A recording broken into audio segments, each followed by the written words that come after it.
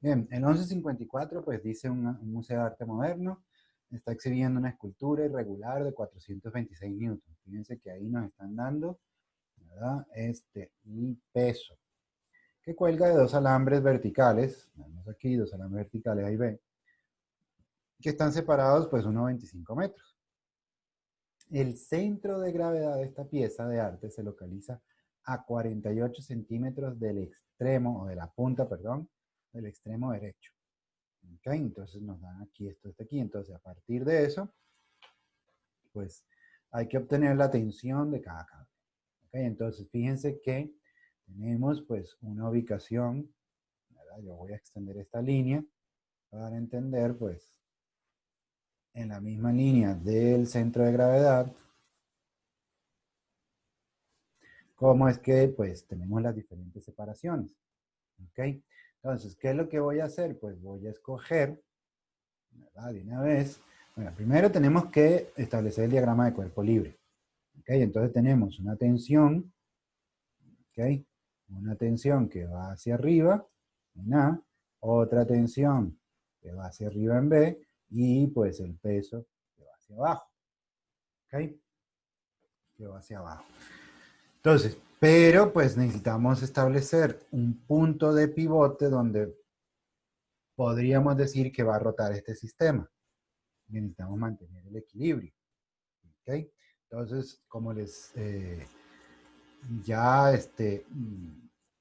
tienen que saber, sepan que ustedes pueden coger cualquier punto, pero lo ideal es coger un punto donde se elimine una de las incógnitas, donde el torque generado por esa incógnita se elimine, ya que si esa incógnita es el punto de pivote, el punto de rotación, pues ahí no se va a generar torque. Ok, entonces, como les digo, puede ser cualquier punto a lo largo de esta escultura, pero nosotros podemos escogerlo, lo vamos a escoger aquí, en el punto donde está A. Entonces, eliminamos el torque generado por esta, no es incógnita, y lo único que nos queda pues es torque por B y torque por el peso. ¿Ok? Torque por B y torque por el peso. Si hubiéramos puesto el pivote aquí, pues eliminamos un torque que pudiéramos tener información, porque conocemos el peso y podemos calcular el torque, ya que conocemos distancias. Si lo ponemos aquí, pues sí, también, no hay problema aquí, porque eliminamos el torque generado por B, y nos queda pues solo el torque generado por el peso y el torque generado por A. Da exactamente igual. De nuevo, yo lo puse aquí. Les recomiendo a ustedes que lo pongan en esta posición y hagan el cálculo para que vean que van a llegar a lo mismo. Entonces, fíjense que pues nos dan ciertas distancias. Y como estoy poniendo el pivote aquí, ¿okay? Entonces necesito la distancia que hay entre A y B, ya la conocemos, que es 1,25, pero entre A y el peso, ¿cómo lo conocemos? Pues de ahí tenemos 1,25 más 25 centímetros y nos devolvemos 48 centímetros, nos da el resultado, ¿no? O sea, tenemos la distancia de A hasta el extremo opuesto, hasta el extremo derecho, ¿verdad? Que sería 1,25 más 25 centímetros, 1,25 metros más 25 centímetros. Y entonces nos devolvemos o restamos 48 centímetros y obtenemos ya la distancia entonces, pues, entre estos dos puntos para poder calcular el torque. Ok, entonces, bueno, ahí resolvamos. Diagrama de cuerpo libre. Siempre hay que establecer el diagrama de cuerpo libre y pueden definir una vez el punto donde va a ser el pivote. Ok, entonces tenemos el centro de gravedad, que es donde ubicamos el peso, ¿verdad? Y tenemos, pues, las otras fuerzas. Okay, entonces, como ponemos pivote aquí, pues eliminamos el torque generado por este. Tenemos la sumatoria de fuerzas, que pues TA, TB, menos el peso. Y tenemos entonces, pues la sumatoria de los torques. Como este es el pivote, pues tenemos el torque generado por el peso y el torque generado por la cuerda B. Entonces, yo escogí que este torque pues va a ser positivo, ¿verdad? Y el torque por el peso va a ser negativo. Recuerden, tenemos 90 grados, o 90 grados, como lo quieran ver, 90 grados, ¿ok? El radio, y cerramos ya. Regla la mano derecha, ¿verdad?